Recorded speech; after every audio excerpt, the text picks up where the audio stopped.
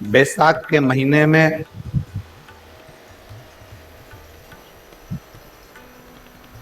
शिव सप्त तीर्थ का बड़ा महत्व है।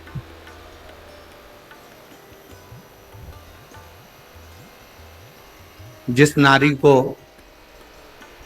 30 साल हो गए हों, बच्चे नहीं हो, 35 साल हो गए हों, संतान नहीं हो, 25 साल हो गए, 20 साल हो गए, संतान का सुख ना हो, और डॉक्टर ने कह दिया कि कोई बहुत बड़ी बीमारी किसी व्यक्ति को है, रोग बड़ा, बीमारी बड़ी, और उस बीमारी का कोई हल, उस रोग का कोई हल नहीं दिखता, कोई हल नजर नहीं,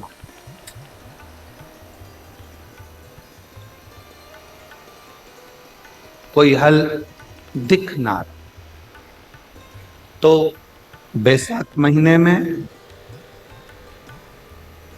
शिव सप्त तीर्थ का एक अनुष्ठान अपने जीवन में जरूर।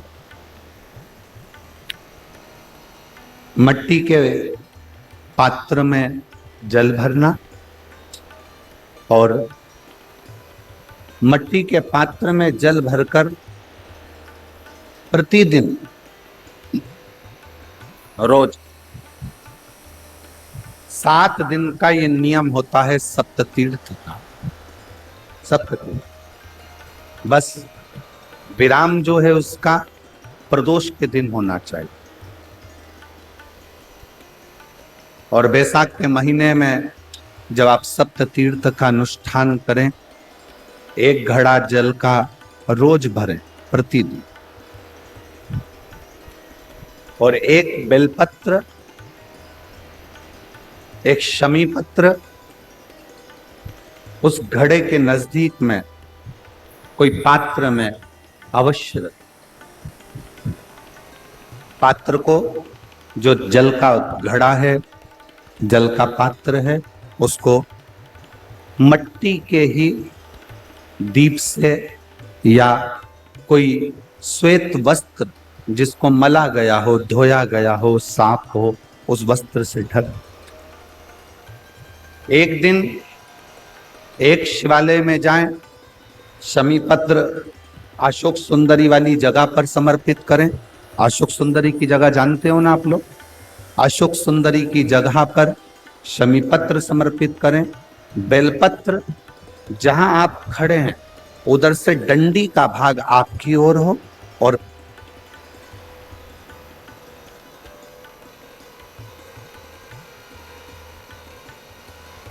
जहां आप खड़े हैं वहां डंडी का भाग आपकी ओर हो और बेलपत्र शिव जी को समर्पित करा जाए। फिर जो मट्टी के पात्र में जल है वो भगवान शंकर को अपनी कामना कर कर शिव जी को समर्पित कर।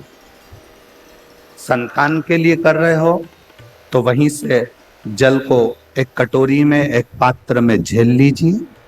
उस जल का आधा भाग नंदी के पास बैठकर आप ग्रहण कर लो, आधा भाग अपने पति को देना प्रारंभ करो।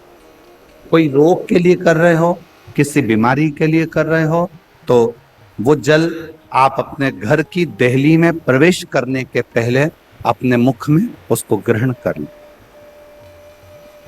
एक दिन में एक शिवालय, दूसरे दिन दूसरा शिवालय, तीसरे दिन तीसरा शिवालय।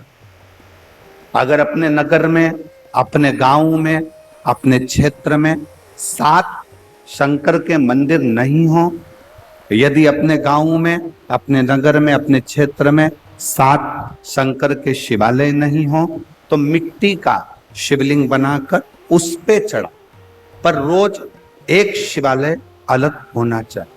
प्रति प्रदोष के दिन जब आप इस सप्त तीर्थ का विराम करेंगे, उस समय पर जल, जब प्रदोष काल आए, प्रदोष काल का जब समय हो, जल चढ़ाओ सुबह और प्रदोष काल का जब समय हो उस जल का पान उस प्रदोष काल में कर ले। प्रदोष काल में उस जल को शंकर का पंचाक्षर मंत्र नमः शिवाय, षडाक्षर मंत्र ओम नमः शिवाय या श्री शिवाय नमस्तुभ्यम बोलकर प्रदोष काल में उस जल का पान कर बाबा को प्रार्थना करें, शिव से विनय करें।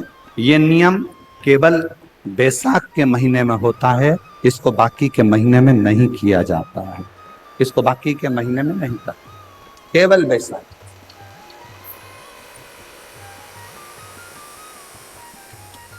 शिव सप्त तीर्थ का जो नियम है वो अपने जीवन में धारण।